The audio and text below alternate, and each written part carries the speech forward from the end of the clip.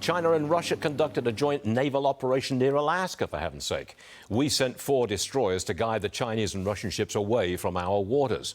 Retired Marine Colonel Grant Newsham with me this morning. Sir, last week we had the Chinese spy story. Now we've got challenges to our own territory. Is China preparing for war over Taiwan? Oh, yes, they've been getting ready for it for the last 50 years, but in earnest for the last 20.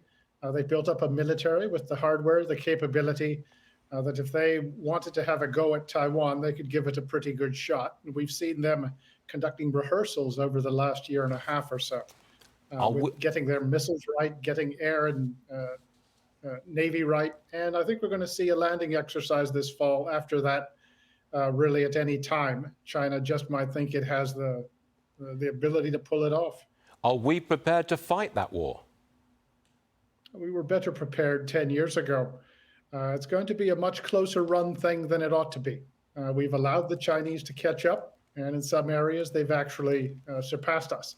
If it's a fight close to the Chinese mainland, we're going to have a very hard time. We can still cause them all sorts of trouble.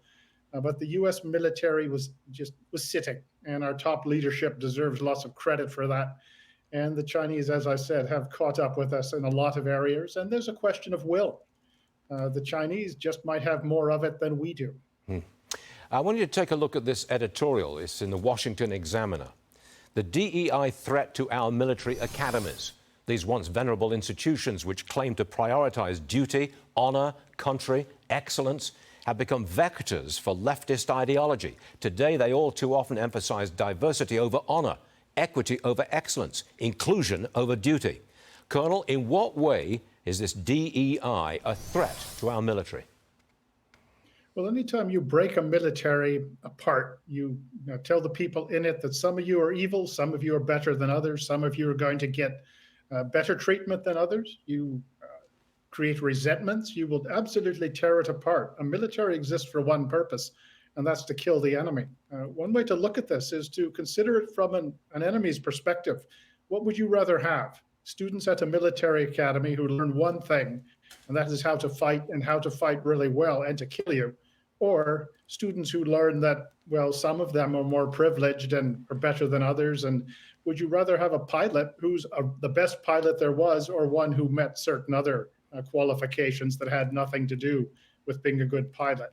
Over time, this will break down a military. We saw something like it happen 50 years ago. In the end of Vietnam and through the 70s, where the military was almost destroyed by very similar things.